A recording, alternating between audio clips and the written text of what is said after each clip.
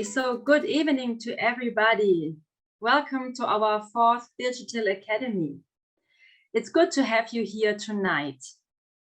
My name is Miriam Sauer and I'm part of the steering group of the Digital Academy. I'm sitting here in Gießen, Germany, and say hello to all the parts of Europe where you are situated right now. The topic of our lecture tonight, or the lecture in all, is Protestantism between nationalism and cosmopolitanism. And today we're here, the 4th lecture in the series. We are wrapping up the lecture series for 2022 with this before Christmas, and we restart in the 13th of January. And by now we had 3 lectures, and I'd like to say the titles very quickly. In the first one, we dealt with the tense relationship between local congregation, national churches, and then the European dimension of Protestantism. In the second lecture, we listened to presentations on diversity of Christian identities, and we had an explicit focus on ecumenism. And in the previous lecture last time, we were concerned with the relationship between Protestantism and nationalism. Today's lecture follows on directly from these basic reflections. The topic we are dealing with today is one church and the plurality of languages and ethnicities. And we will explore several questions in this context. Where do the dividing lines run? Where do areas of tension open up? One church with several languages and cultures, or different churches for each ethnic group, language, and culture? From the perspective of these questions, we want to ask, is there a different approach in Western Europe and in Eastern Europe? And to get into this topic, we have also prepared a little survey for you today, and we did this last times as well. The question we are raising today, or the question you are asked to answer right now, is if you were to move to another country, if you have moved to another country, would you attend church services in your native language, or would you prefer participating in services in the local language? We ask you the question this according to your European region or origin. You can see that after yes or no, you see always in brackets, I am from Eastern Europe or I am from Western. I ask you just to answer one time and choose the one which suits you and your origin. I think Marcel has posted the link in the chat, and you can follow the link now and take part in this. The question is also what you would prefer. You might not find services in your native language, but if you imagine that there would be any service, you just answer now what you would prefer to visit. Okay, Marcel, do we have a result of our survey, of a little poll? Okay. Thank you for this. So we can see now that the people from Western Europe are quite preferring going to foreign language services, and a little minority would go to native language services. And people from Eastern Europe have almost equal results. I think, thank you, Marcel. You can close it now again, and Stefan Cosoroaba might come back to this later on and comment it. Thank you for this so far. I think that's an interesting picture for today's lecture, and I'm now pleased to introduce our speaker, Dr. Stefan Cosoroaba. After his theological studies and working as a pastor, in 1996, he was called to the Department of Evangelical Theology of the Lucian Blaga University in Sibiu, and is teaching there. His research activity has focused on intercultural and ecumenical issues, and not at least because of this, he has proven expertise for our questions. As director of the Center for Protestant Theology East, he himself was also involved in the conception and application of our Digital Academy, and thus well acquainted with the questions and topics of the project. He handed over this function at ZETO at the end of this year and will move to the community, or will move to work at the community of Protestant churches in Europe in the new year. Dear Stefan Cosoroaba, we thank you very much for coming here tonight and today, and we are looking forward to your speech. The floor is open to you. Thank you, Miriam Sauer, for your introduction. I'm also looking forward to what I will say, because I don't know exactly till the commas what I will say. But I want to greet you all, especially those whom I see the picture, because it's easier for me if I see some faces and not only some names.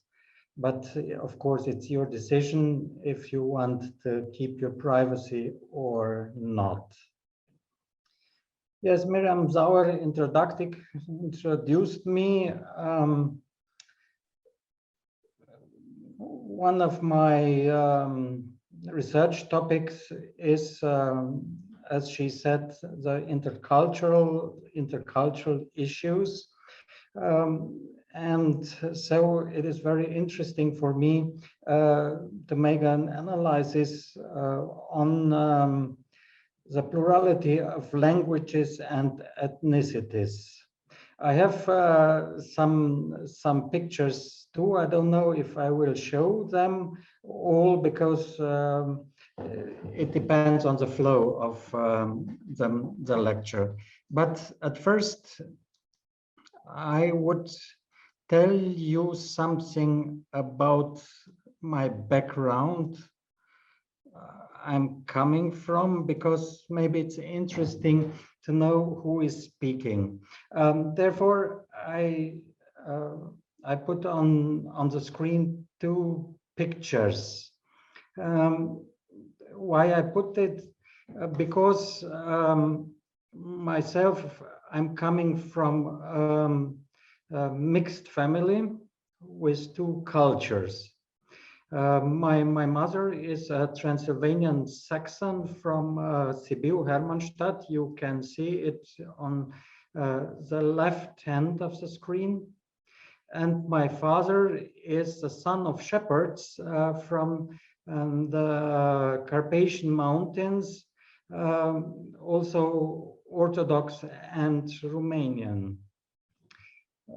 In the holidays, I always visited both of my grandparents' family, and it was quite different, and I had to support this difference, and I could learn from it.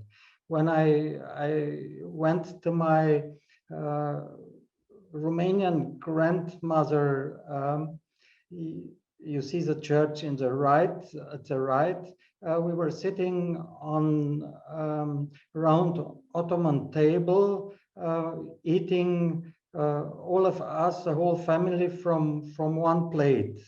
And you know the Ottoman tables, there are maybe 40 centimeters high, and we were sitting in the kitchen with the open fire.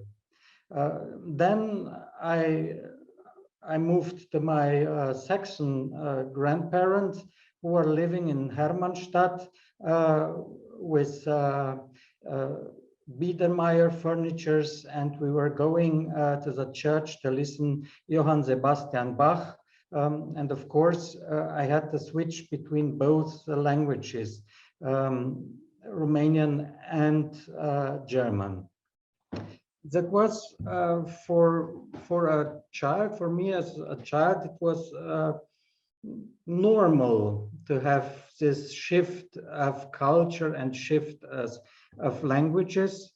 But as I grew and I started to study theology, I was very interested in the different approaches of not only culture, but churches too.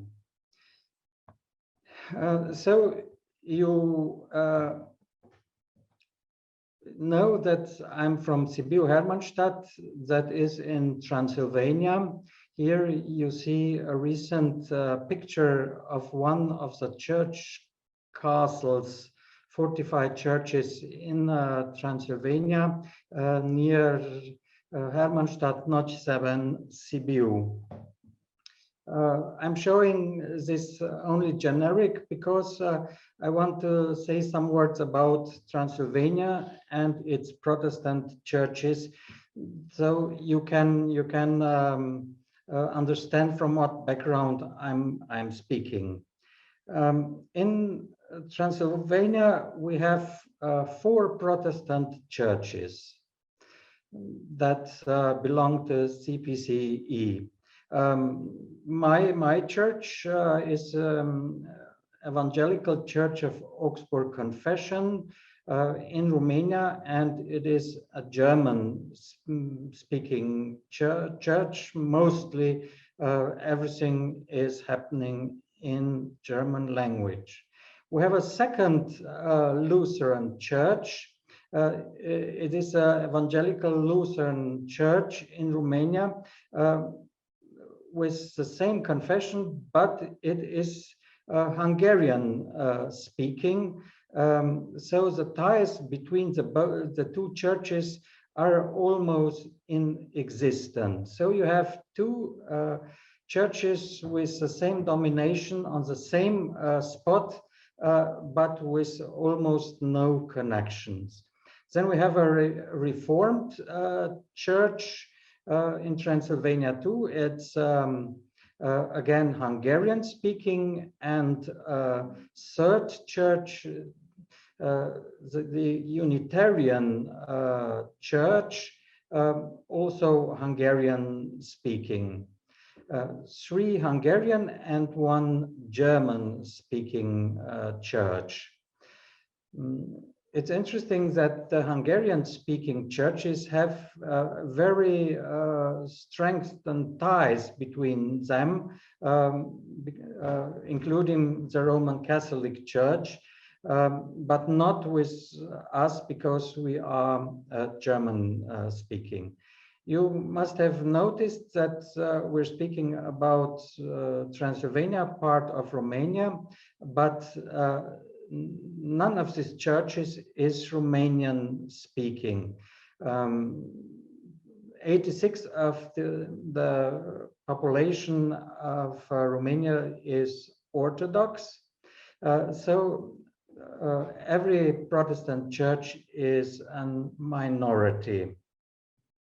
So when I'm speaking from my personal background, and from my regional background of Transylvania. But if we need a starting point, this starting point cannot be another than the one church, as it is said in the title. And I think as Protestants, we are all agree that the sola scriptura is the base for every creed, and we agree that the fathers of the Reformation were right when they were saying everyone has to be capable to understand the gospel and in his or her mother tongue, and not as it was in Latin. But I will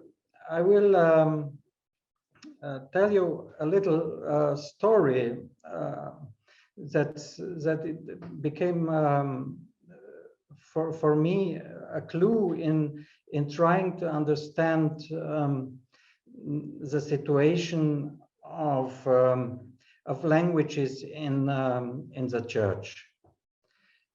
I had a student, and it was a female student, went at Christmas to preach the gospel in one diaspora community of ours, where almost a half of members do not anymore understand German. And she came to me and asked if it would be okay if that she translates the sermon in Romania and give it afterwards to the attendants of the sermon. So she has done, and after Christmas she came to me and I asked her how was it? Was a community interested in your sermon? She said no.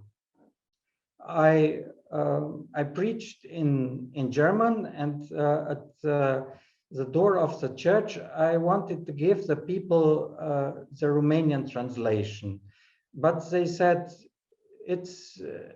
we don't need that. But have you understood the sermon? No, we have not.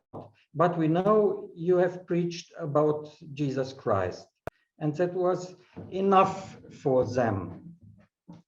So how is it with the understanding of the gospel?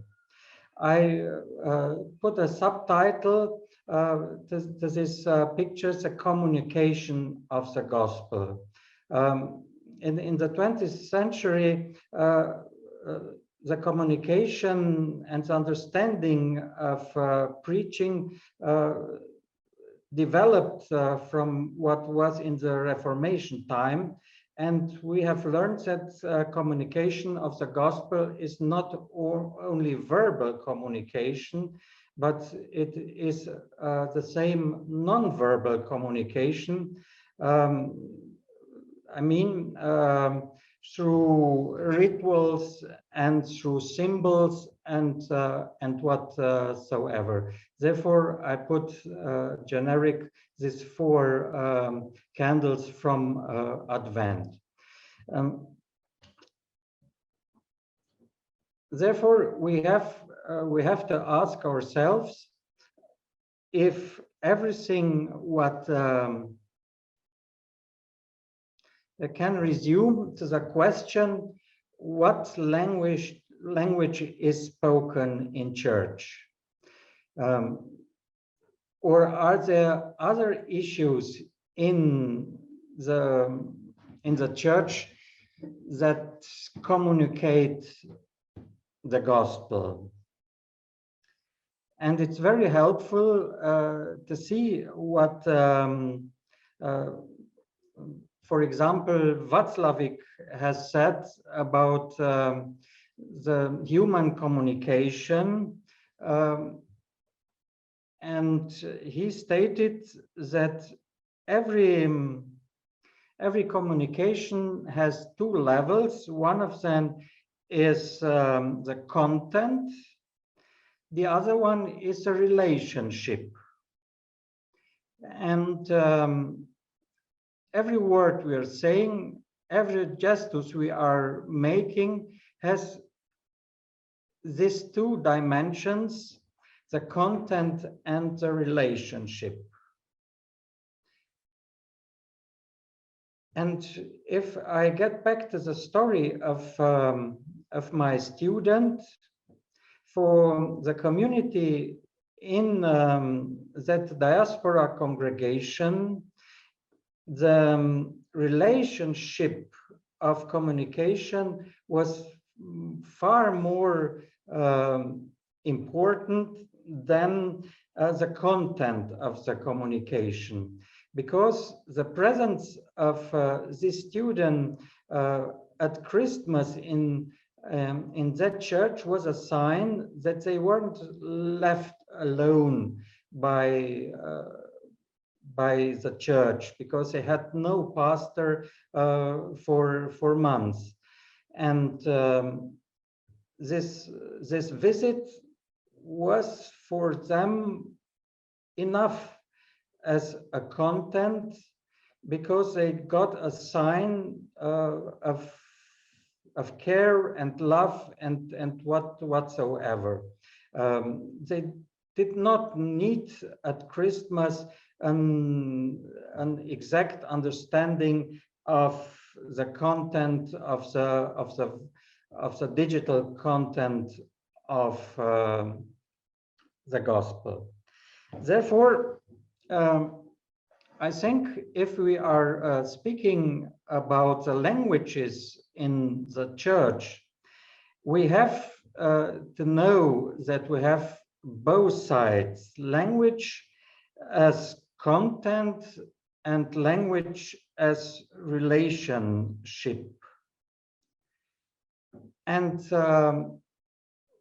especially in the East, therefore the survey as well, language is a category of belonging, a category of cultural belonging. I speak another language, I get away from my cultural roots, I lose my identity. As well, I will tell you a second story that happened to me in my first year as a pastor, and I did not quite understand what was happening.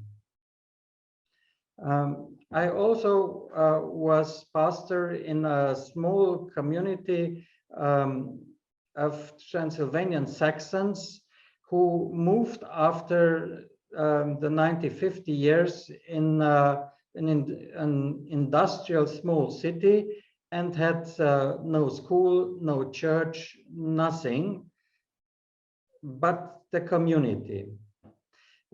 Children were going to Romanian-speaking schools, the neighbors were Romanian, the friends were Romanian, everything. And now a family, both of father and mother speaking Saxon, came to me and said, our daughter has to be confirmated. And of course, if you have some confirmation lessons, you want that the young girl should learn something about our belief. But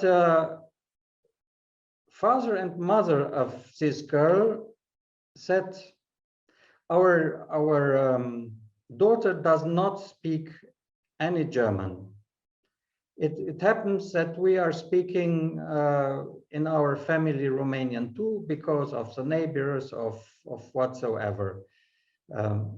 But we want that our daughter should learn the small catechism of Luther in German by heart. My first reaction was, but why should she do that? Because she has to understand what she's saying. And if you as parents didn't speak German in the family with her, why should I as a pastor should teach her something in German that she does not understand? Okay, eventually it was a mix. If I remember well, she had to learn our father in German, but I convinced the parents that Romanian is good for her too. But there was horrible confirmation lessons. I have to confess.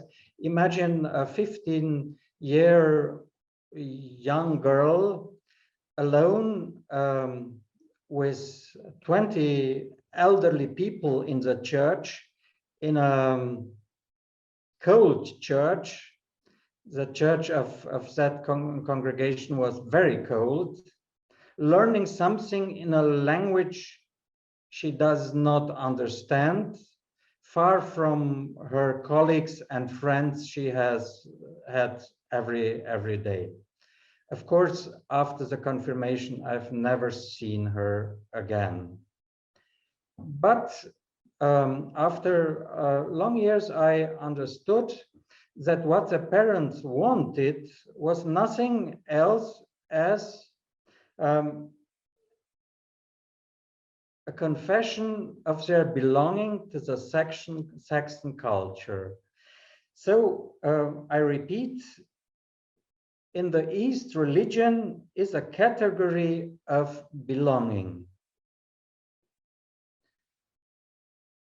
Because the religion has, and now I refer to the Balkans, a totally other importance than it has maybe in the Western Europe.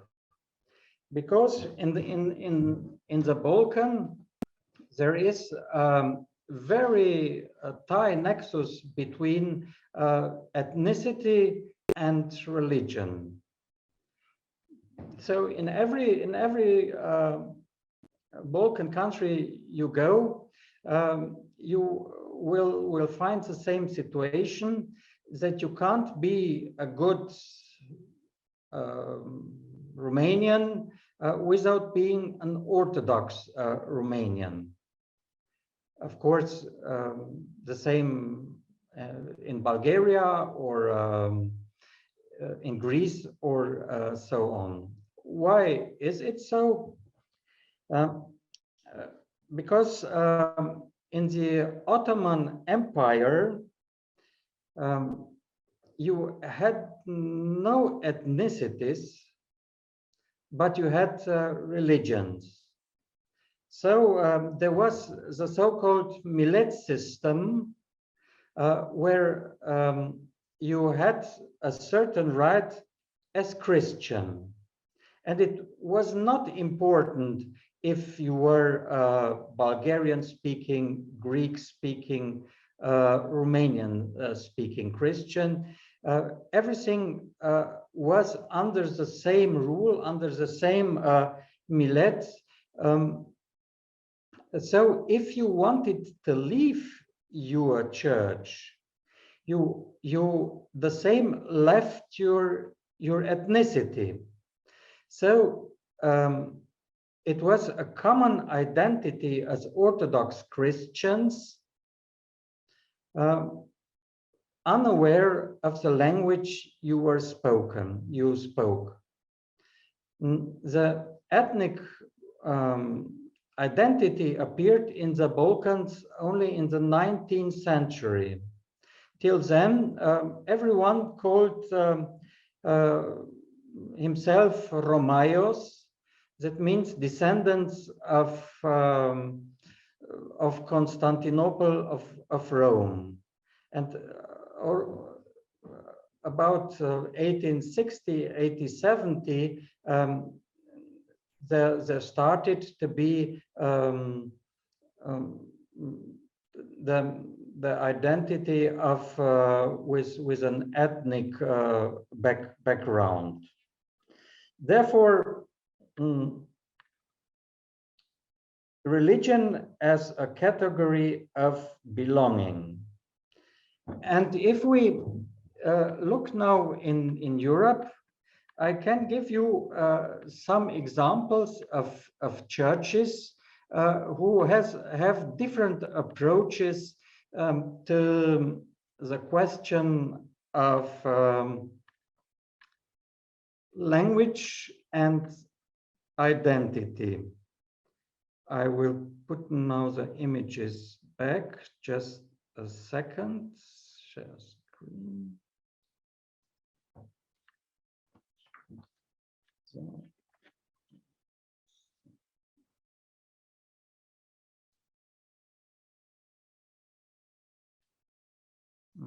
What's happening? So what you can see here is an picture of the congregation of Kovačica in Serbia, exactly in the Banat region. You can see here that ethnicity is very important. So is the name of the church. It's a Slovak evangelical church in Serbia.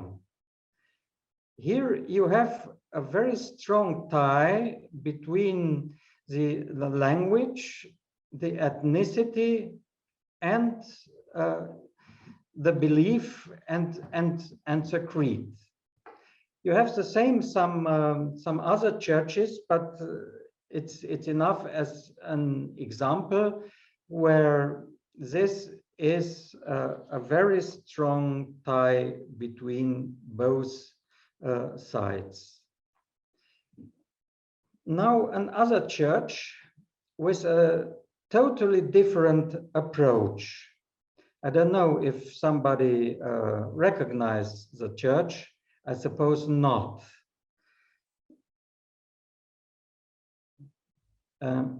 Here we are in Varna in Bulgaria on the Black Sea. And it's a Methodist church in Varna, built in the about year 2000. This church includes diverse languages and ethnic groups.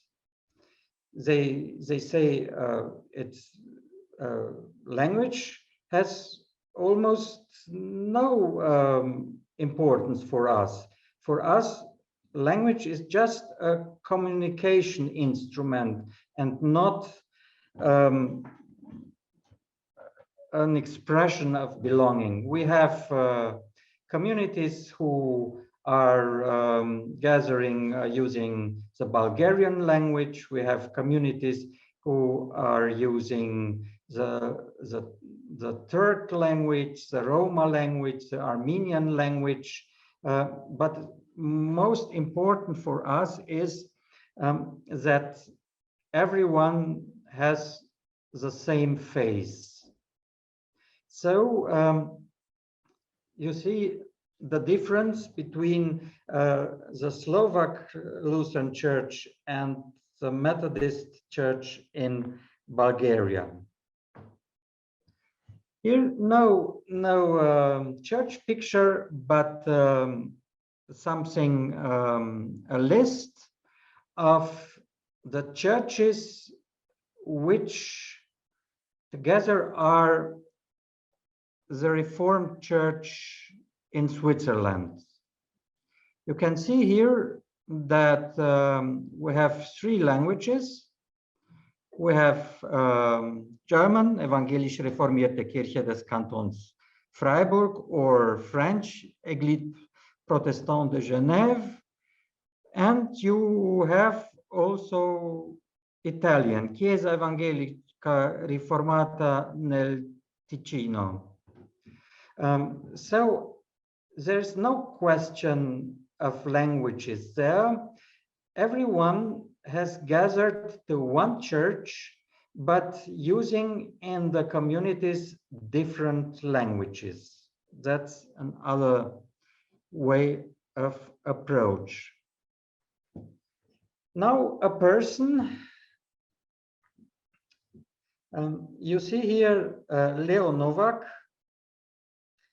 the bishop of the Evangelical Church in Slovenia.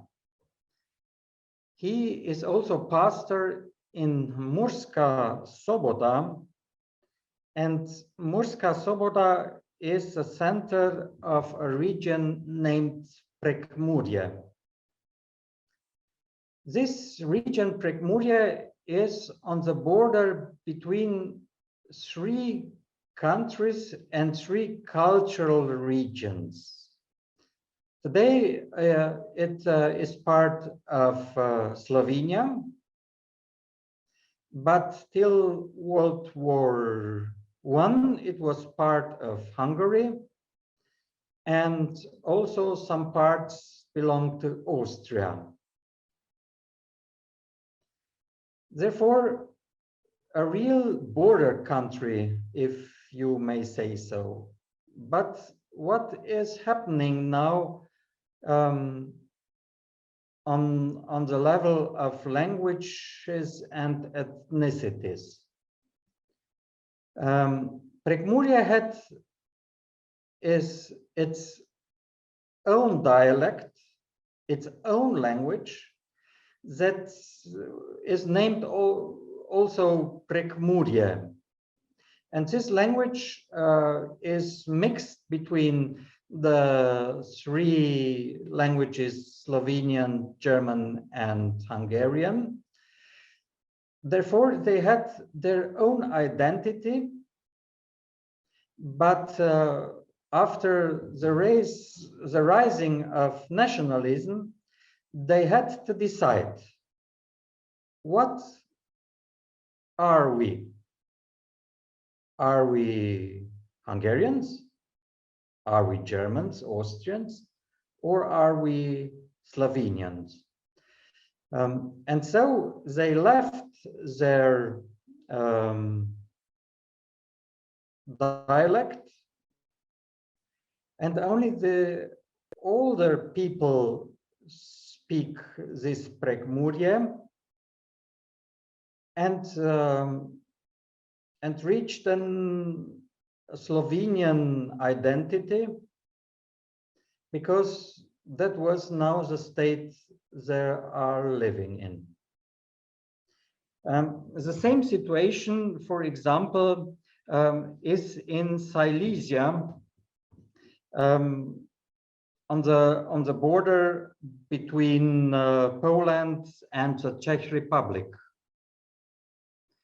In Silesia, they also had their own language, Silesian, a mix between three languages, Polish, Czech, and German too. And they also had to decide between the two world wars, what am I? Am I a German? Am I a Czech, or so on? So they couldn't preserve their local identity and had to choose one of the languages and one of the ethnicities. Now, the Silesian Church is in fact divided in two.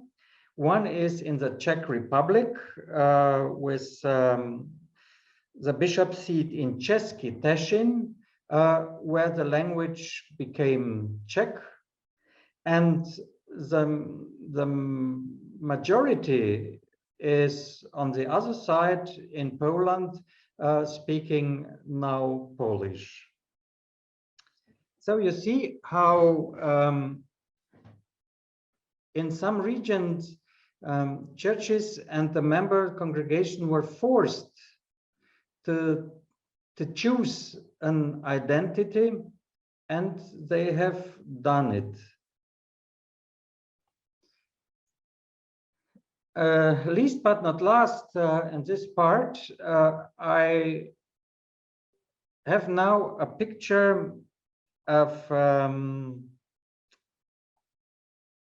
a congregation of Waldensians in Italy, with a new problem of ethnicity and languages, because in the Waldensian church, they are now quite lots of immigrants from Africa, here from Eritrea, who bring their own culture and their own expectation in the traditional Protestant church.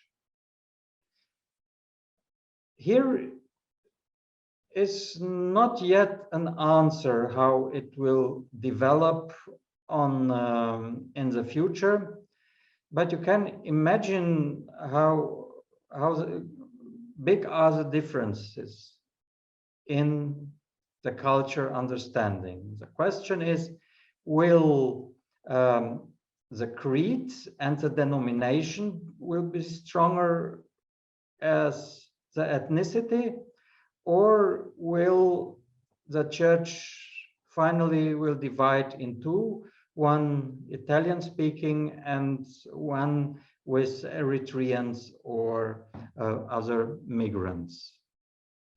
So I can summarize now for the groups with the first question.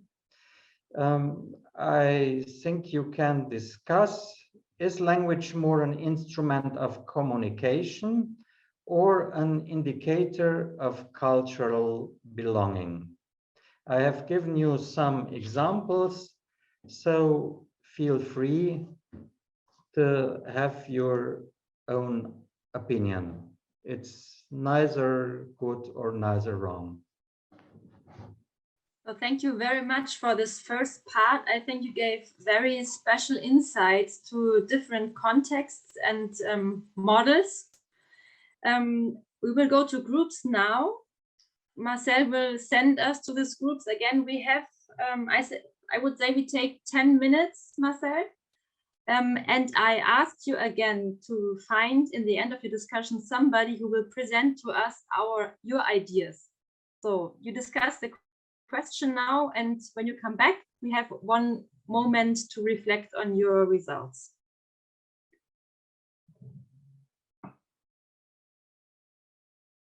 So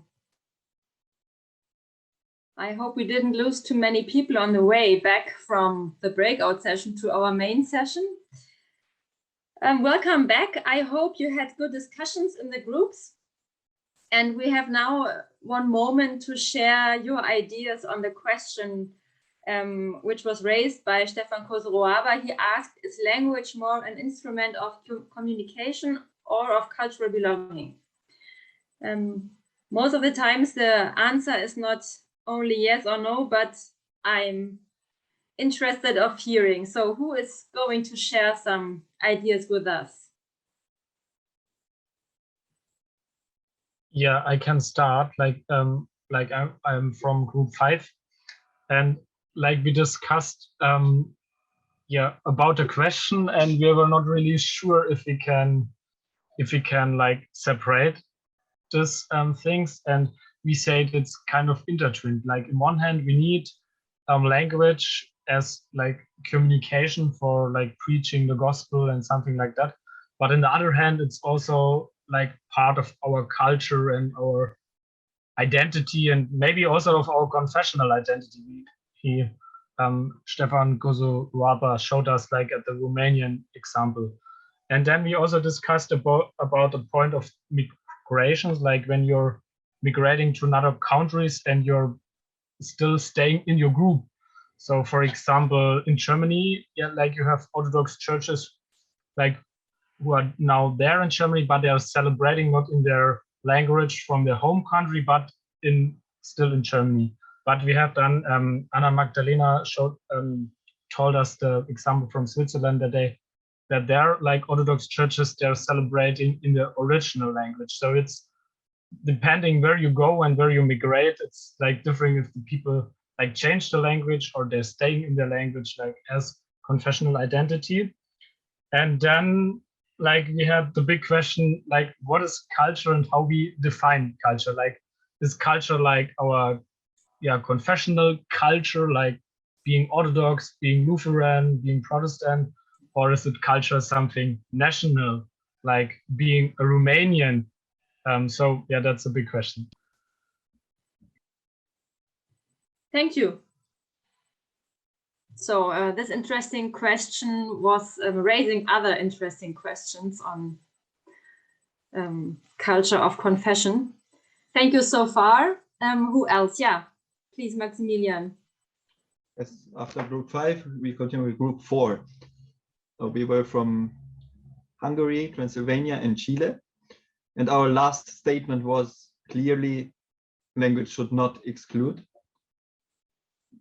So language is more, or should be more, a mean of communication, but it is sure, and it's for all of us, we agreed and we are sure about it, that it is like that, and maybe it is also correct like that, that language is one of the main identity markers and should not be ignored like that one.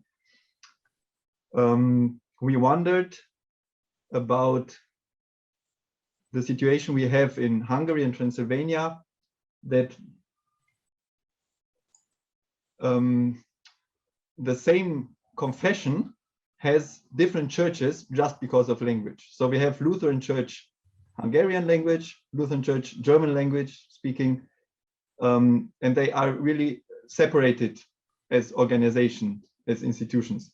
And that's a point which we wonder, it can be explained historically, but is it really necessary, and shouldn't it be there? Maybe a point. That's now my opinion. I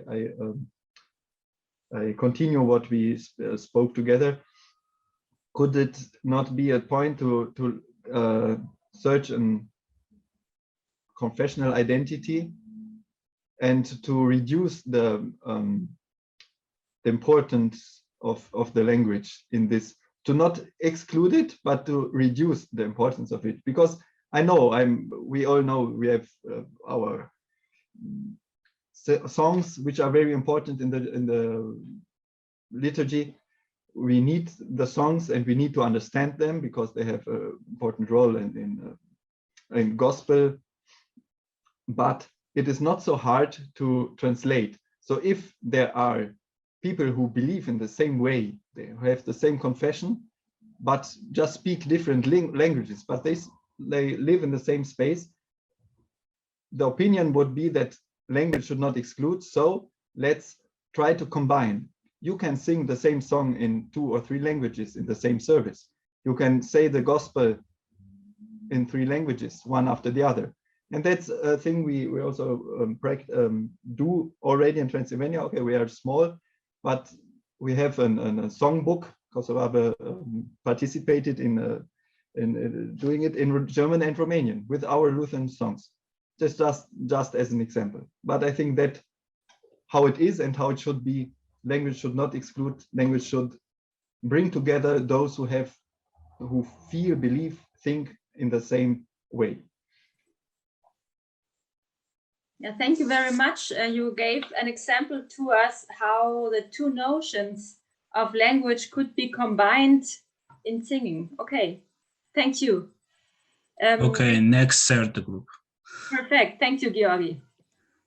Okay, in third group we lost 1 member from our group. She's back again. She came back again now.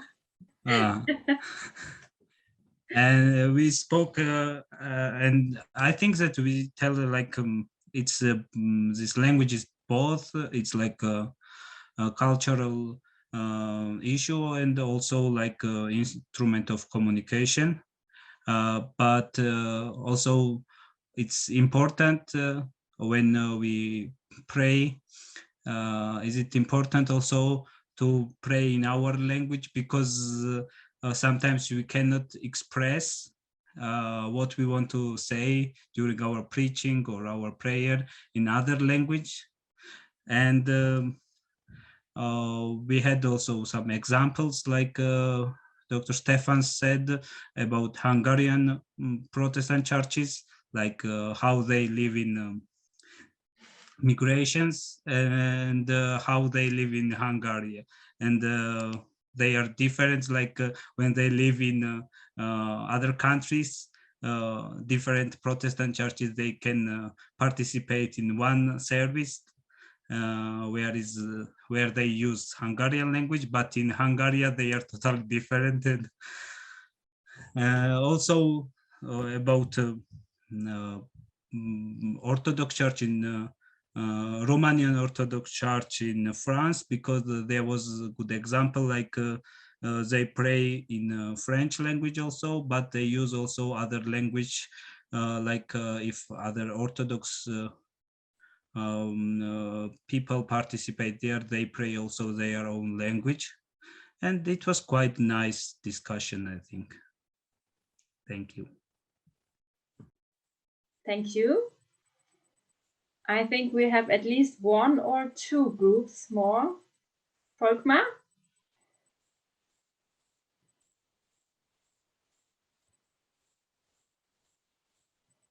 You are mute, we don't hear you. Now it's better, I think, yeah. I'd like to give some impressions from group 1, and we talked about that language is more than only a medium of communication. It's part of the identity, and especially in religious questions, the lack of language, and if you have to communicate in another language than your mother tongue, then you are insecure in taking part in discussions because you're not sure if you really get the themes right. And so,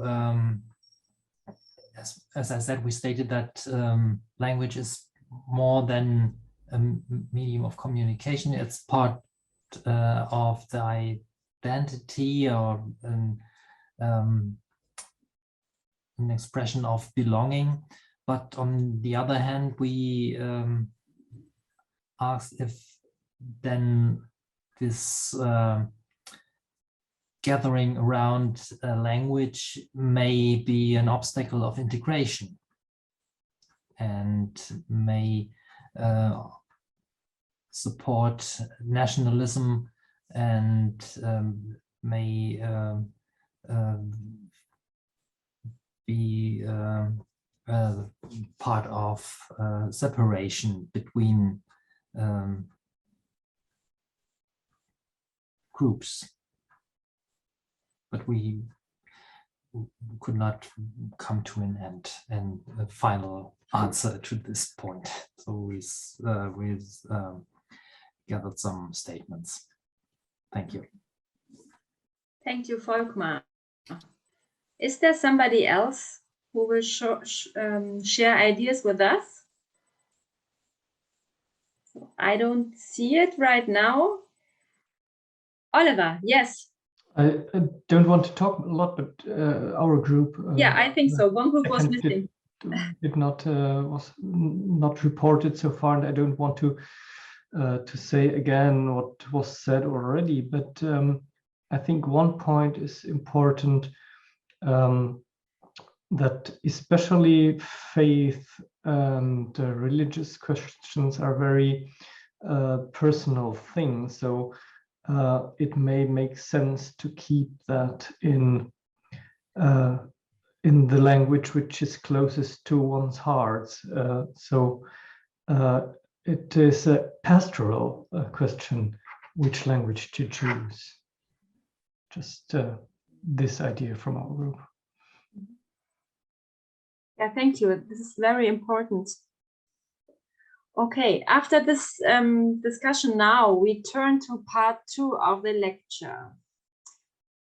I don't know, Stefan Cosoroaba is frozen in my screen right now. I think now he is gone.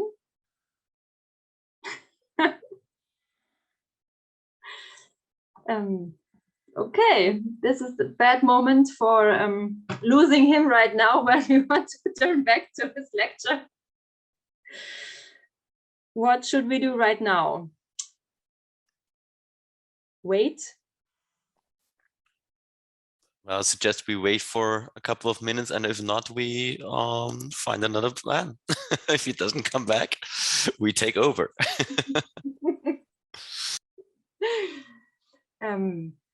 I don't know, were the discussions ready? Because we could also go back to the groups again and go on with this talk for some minutes, and Marcel will keep an eye on our group here and see whether he comes back. Would this be an idea? Because I think waiting here might be a little bad.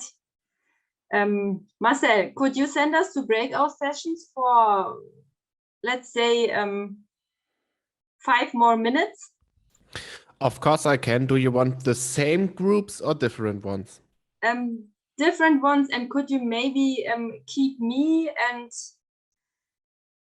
I don't know, Marcus and Oliver here, and to maybe find another plan B, meanwhile, Volkmar? Oh, there's Stefan Cosoroaba. He's coming back. He just entered the waiting room. I just let him That's in. very nice. Nice timing, by the way. Beautiful, you are back again. That's so good to see you. Thank you. I was bored of my own lecture and wanted to have a break. No, you made more tension for us. So now we are really keen on hearing what you're going to say. Yes, I will tell you 2 stories, and afterwards I will start the second part. First story about multilingualism in church. One of my daughters is living in Timișoara, Temeshvar, in the west of Romania. There is a Lutheran congregation. But in this congregation, they want to be very, very open, and everything is spoken in 3 languages: in German, Hungarian, and in Slovak. And my daughter is saying, I never will go in that church again. It's so boring. Hearing everything 3 times. So the good intention is there, but you have no feeling of that there's happening a real church service. That was one story. The second story is about my own experience. I was a pastor, as I said, in several congregations, and in one congregation we had a number of not German speaking members, and as Maximilian Breich told, we have a hymn book in Romanian, and so I started to have church service in Romanian too, but not mixing the language like in Temeshvar. On Saturday evening, I had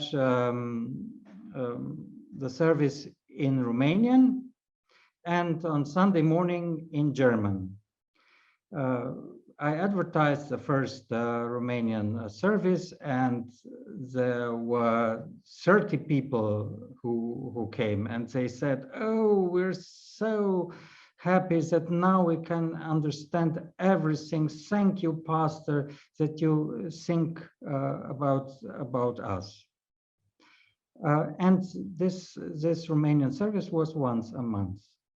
After 2 years, from the 30 were only left 2. Therefore, I didn't continue these Romanian services. But the interesting thing is that the Romanian-speaking people were going to the German service, but not to the Romanian. Why it is so? They did not want to have, in fact, a service in their own language. Why it is so? You have to figure out for yourself. Oh no, my PowerPoint disappeared as well. I have to open it again. And so I will. Okay.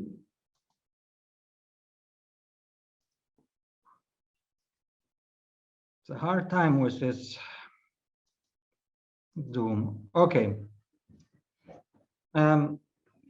I gave you in the first part a macro view about church and language.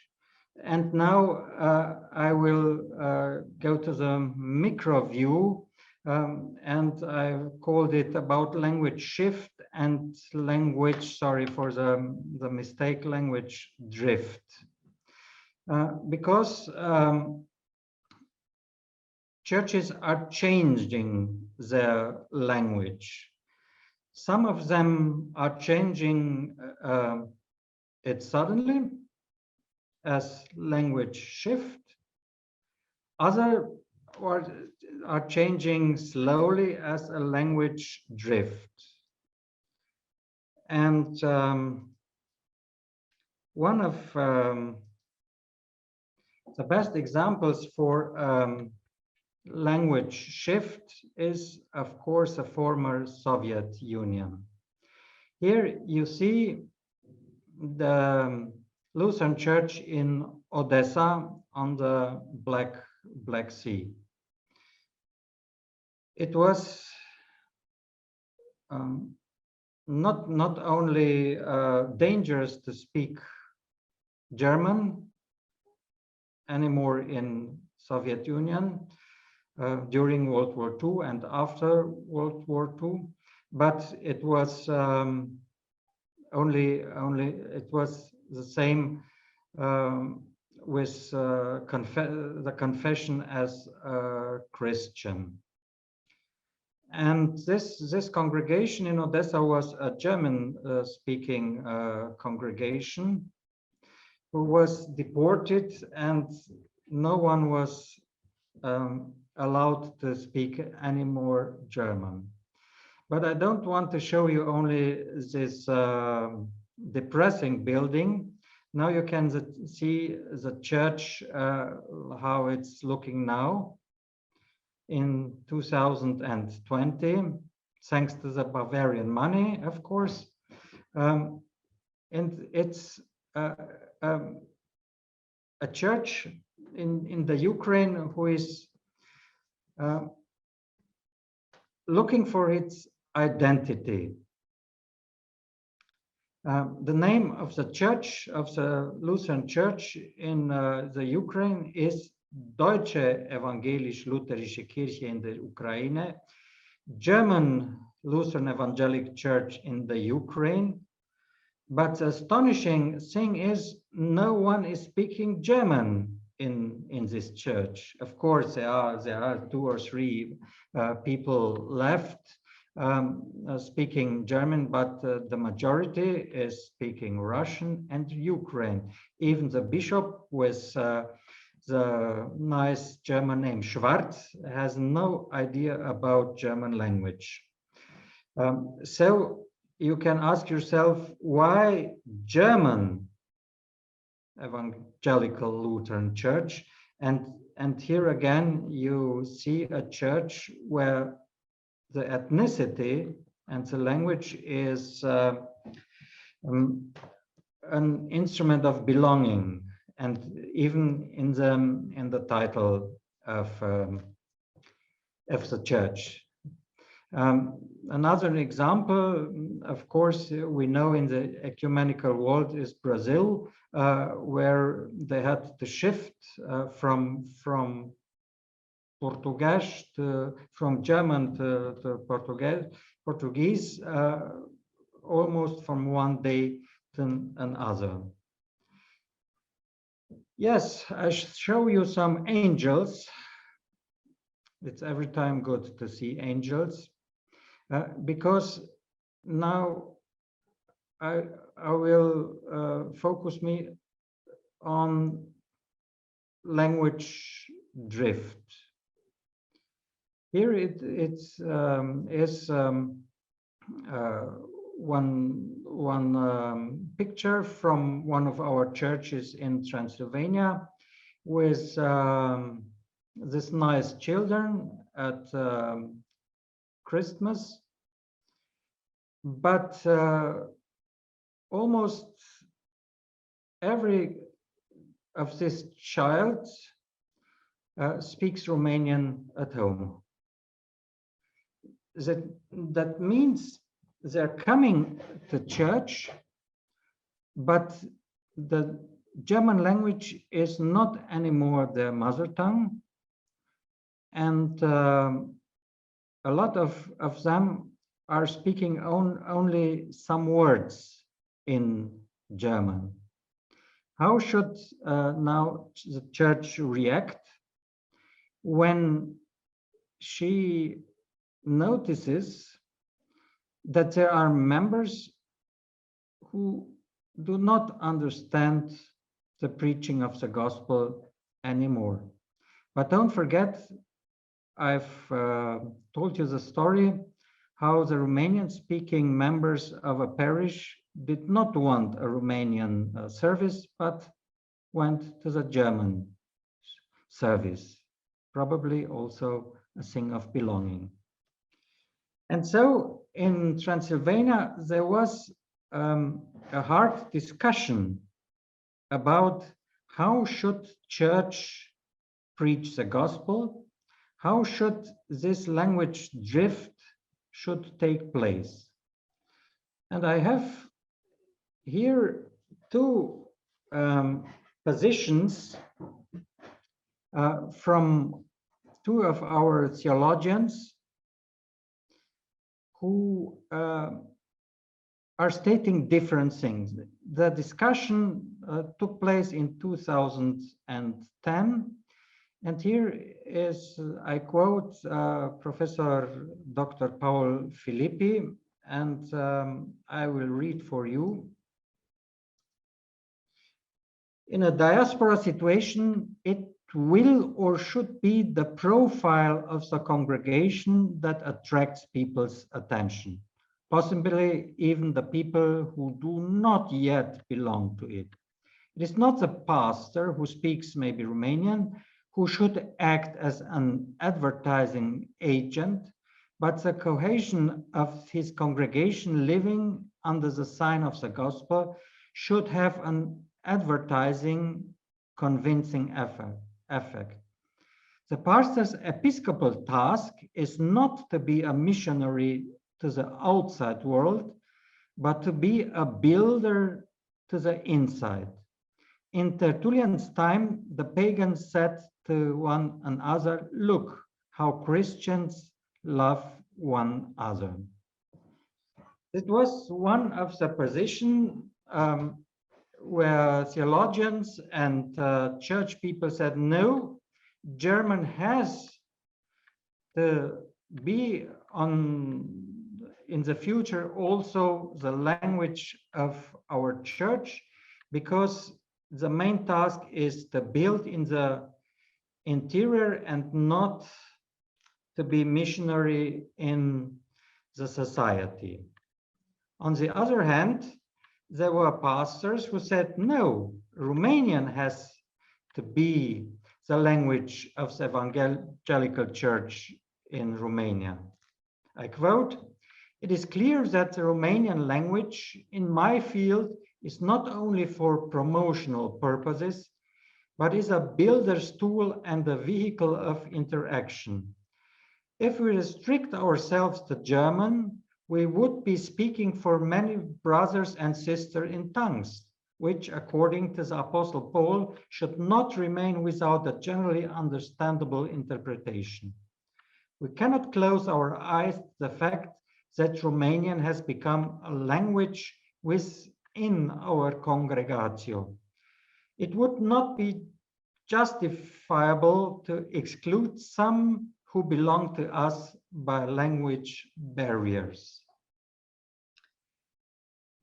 The discussion took place in various situations. According to that, what I stated you, the problem is German an instrument of belonging, of identity, or is it an instrument of communication? I know it's the best to say both, but in some cases you have to decide. How is now my colleague who has his pictures from a funeral, how is he to speak? If there are people, neighbors maybe, who do not understand German, should he speak only in German because it's a question of identity? Or should he speak also in Romanian because it's an instrument of communication? How is it if the deceased is German speaking and the widow is only Romanian speaking? What is good? What is necessary? And now for you, from a linguistic book, the patterns of religious texts. I'll let you 1 minute to read it. And then we will ask ourselves, what will change first in the church in the case of a language drift?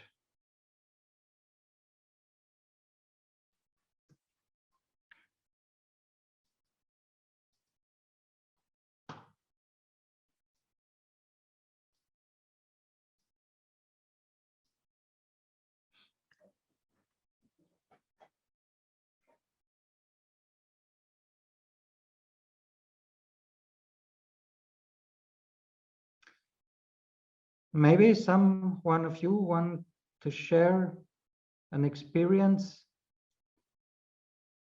from churches which changed their languages. What has to be in the main language, what's possible to shift in another language?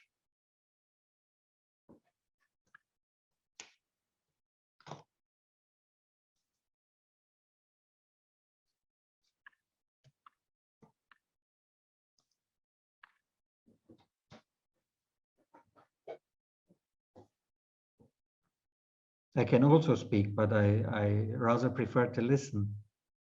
Okay, Mr. Heindl.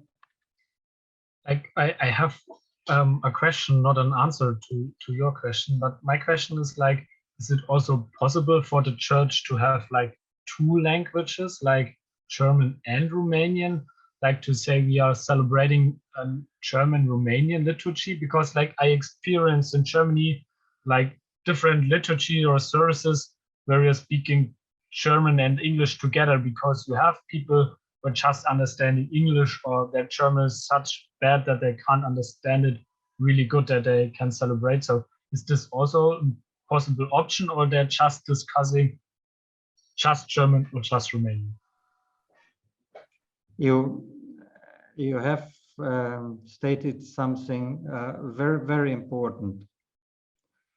I think no one in our church would have a problem with a second language like English, but they have a problem with second language Romanian. Why is it so? What do you think?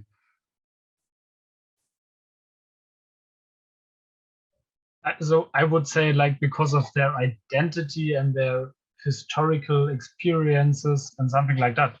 Something like that, because there's no danger to lose your identity using English, because that's international, and the Englishmen are very far and are not interfering with your church. And it's only a little bit of picturesque intercession. But shifting to Romania is for some of our members a problem of losing their identity. They say in former times we were able to speak German everywhere, on the streets, on the markets, in the stores, at the town hall, everywhere. But now we have to speak Romanian there. We want to keep in church the only place where we feel at home, speaking our native language, our language of the heart. So there is no problem with English or French or Spain or whatsoever when guests are coming, but there's a problem when the identity is in danger.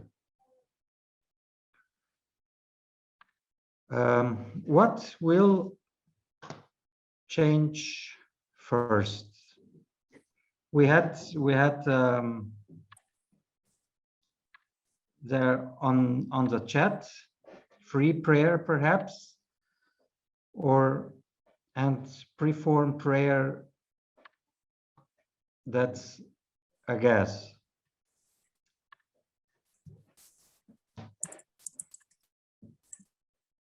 Some other input?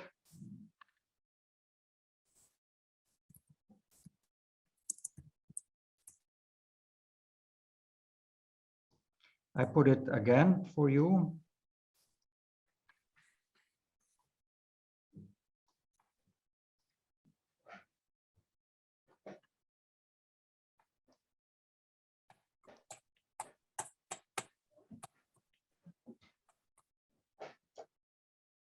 So we have three types of languages: spoken language, chanted language, and written language. And we have the experience that first is changing the spoken language. People are speaking at first after the church service are speaking whatever language they will. But now Maximilian Breisch is telling us something. Please, Maximilian. Yes, I think the conversation will change firstly by itself. So that's not something you can intend or influence. But if somebody observes the conversation gets more and more in the other language, in our case Romanian. Free prayers are not so often, but there you have the members have to have courage to open the mouth and also to say it. So I think conversation the first. Mm-hmm. So it is. Then the sermon, it depends on the on the pastor, how important it is for him to be understood. But I think the sermon in a really active congregation or with a pastor who wants to say something to the people, not just let them stay there passive and come and go away. The sermon will get bilingual or in more languages soon, but it has not to be like in Timișoara, the example you gave with the boring one, because all is translated the same. I think a pastor has always too much to say, and he can say it half in German and half in Romanian. Okay, he can be intelligent and to combine the two languages, so nobody is who understands both of them is really bored. So I think spoken language, conversation, and then also the sermon, and from the texts, the traditional, the Bible texts will get exactly translated because they're not really long. The texts are a small part of our service, but they're important. And all the other things will come later. I guess hymns will come really late because also Romanian speaking persons can sing German texts if they want. And in the end, the hymns are really a main part of the identity in the church. And if it's not wanted, if they don't want necessarily to sing also in Romanian, they can sing in German. So I relativate a bit what I said before, because in this scheme, in this picture, I realized that the conversation, the free prayer, the sermon, and the traditional Bible texts are the things who will change first. Thank you. Coming from the same Transylvania as myself, I have to agree with what you said. I can give you another example. We have in northern Transylvania a community of Roma people who are speaking Romanes, and that's very interesting. The pastor is reading the Bible in Romanian because he do not know Romanes, but they want to sing in German, and they're singing heavenly because they all are musicians, and of course they are singing other not like Germans, so slow and after an order, but very happy and like in a feast. And the language they are speaking by themselves is Romanes, and in the conversation with the pastor, it's Romanian. That from our Transylvanian experience, yes, hymns and the liturgy, the liturgical chants are the last thing it's changing. The written language will change if the pastor is so open that he wants to change it. But there are a lot of discussions ongoing. Should there be 2 Bibles reading, one in German, one in Romania, or how should we deal with the situation? 2 different services, one in Romanian and one in German, or a mixed service? That's a question we deal now. Okay, then I summarize from our Transylvanian point of view. Spoken language is the first that changes. Written language is changing if the pastor and the Presbyterian is wanted to change it, and the chanted language is at the last that changes in a church where is a language drift. I remember I once was in Ukraine on the banks of the river Dnieper, where is a small congregation of Lutherans, and they gathered when I was there, and they merely did not speak German anymore, but they spoke their dialect. And they showed me an old babushka, an old lady, and they said, this lady has kept the church on her shoulders. She baptized our children. She confirmated them and everything. But she was speaking only a German Swabian dialect and not German. And there were singing from some handwritten papers, 30, 40 years, keeping the chants in German, but they did not spoke it anymore. But Mr. Heindl once again. Yeah, I have another question, like also to connect to the topic of this like online class.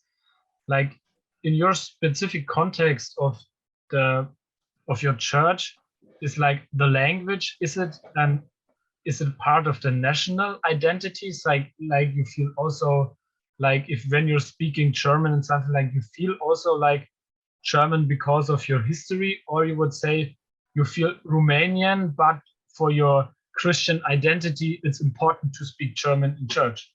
So what is the language? Is it part of your Christian identity?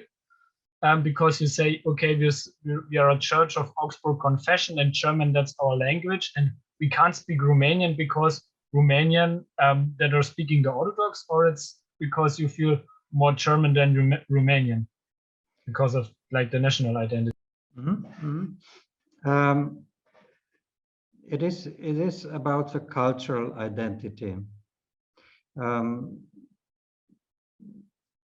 Not the cultural identity was not in the past a German one. It was a Saxon one, as I explained to you, from Prekmurje and from Silesia.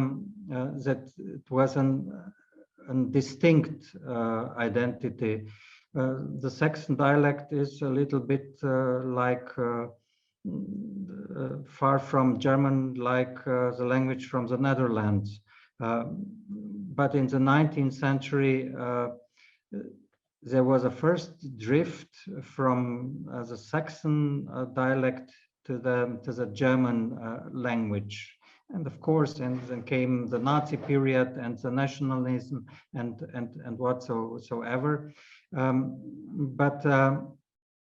It is a sign of cultural identity, and even the Romanian speaking, as I've told you, when they come to our church, they do not want to hear Romanian.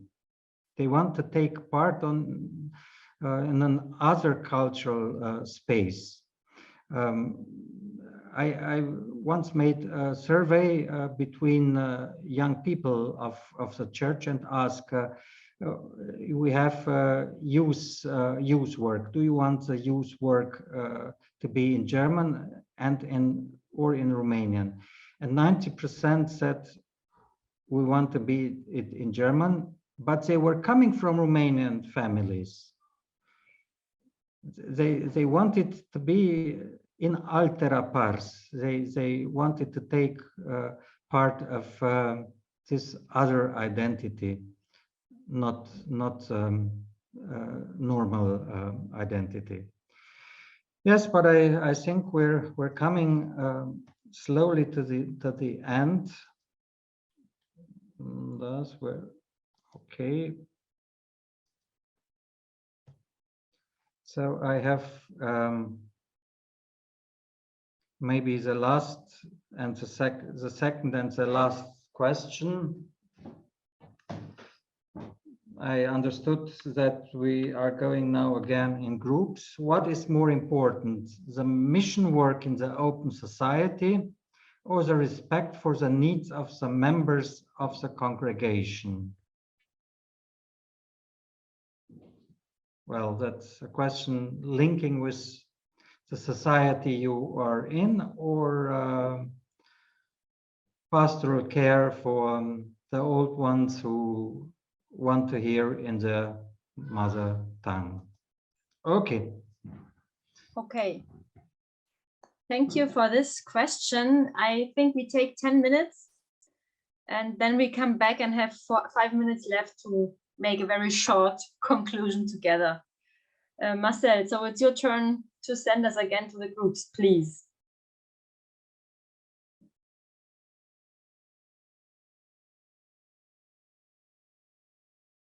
Everybody else is finishing the last sentences in the groups, probably.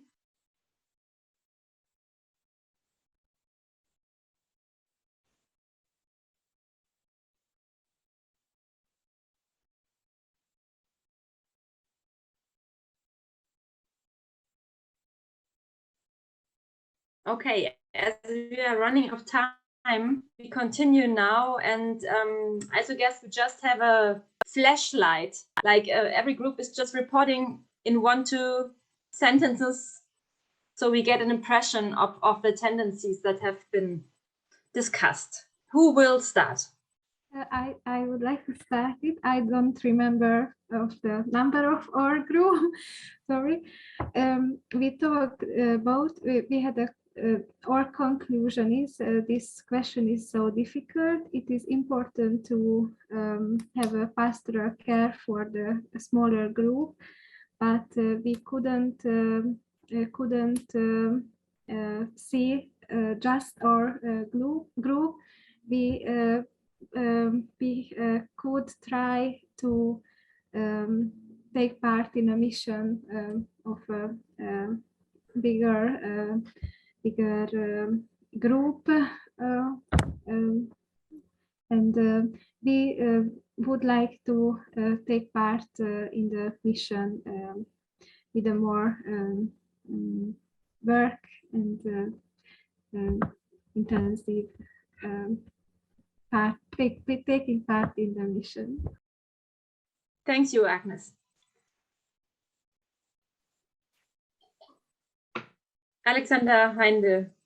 Yeah, like in my group, we had a discussion about like that it's really hardly depending on your context and the situation of your church, and also including history, because like we had the example of like the Estonian church, the Bavarian church, and the church in Romania. So it was really different contexts. And another point we came in the end to it, like about like to have the right language in church, and also like relating to the discussion about gender language to address, yeah, like to address all people, and what kind, yeah, to find the right language to preach the gospel. And maybe it's a point we didn't talk about, but maybe what is there the role of the Holy Spirit?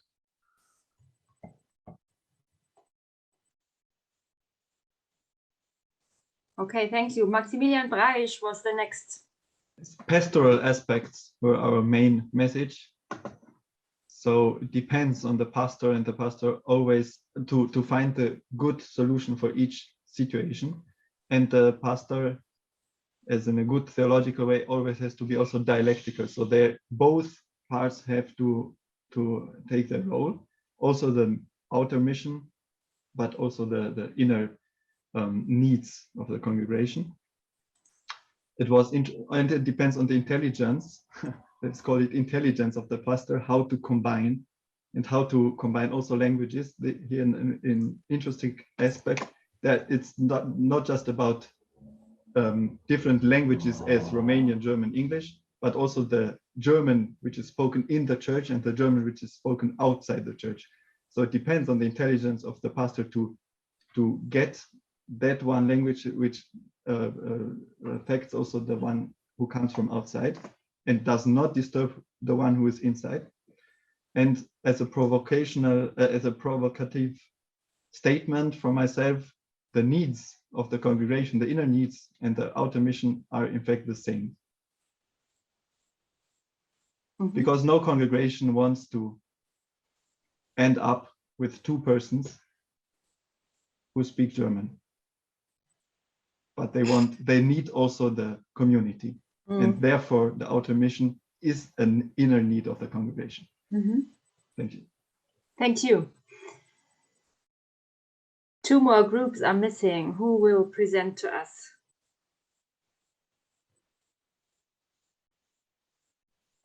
Okay, 5th group. We spoke that it was both is so important, but first is like to care about your congregation or your church or your parish.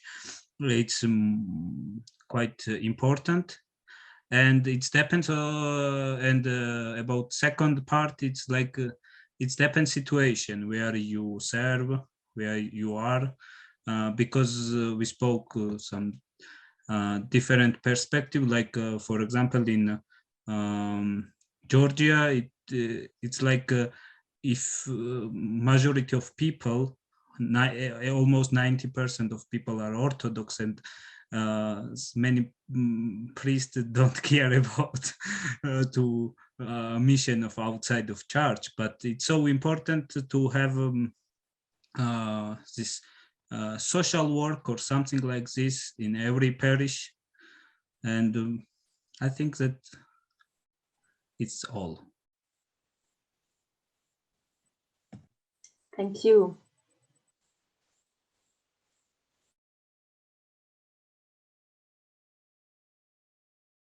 Something from the last group which wasn't said until now.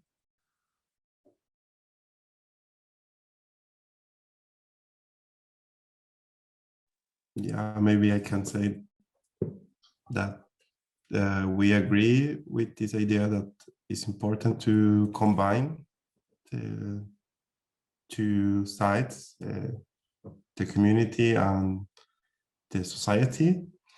And yeah, we spoke also about, I am from Chile, about the Lutheran Church in Chile and with German backgrounds and this process. And for example, there are communities where German language is, has a little importance now, and the pastor should in Spanish and in German